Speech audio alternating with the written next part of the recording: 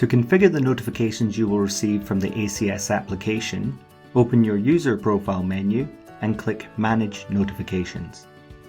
This page is made up of three parts: the ACS state transitions, the list of all stations you have access to, and a list of stations that you have added to your watch list.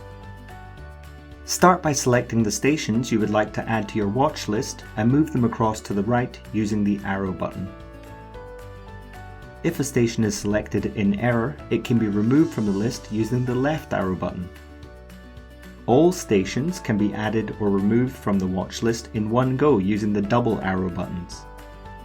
Now that you've added the station ACSs of interest to your watch list, you can select the state transitions you wish to be notified of using the tick boxes. This selection will apply to all stations in the watch list. Your selections won't be confirmed until you click Save. You can also add or remove stations from the watch list by clicking the star icon on the Statements main page. You will receive notifications for the same state transitions you've configured on the Manage Notifications page.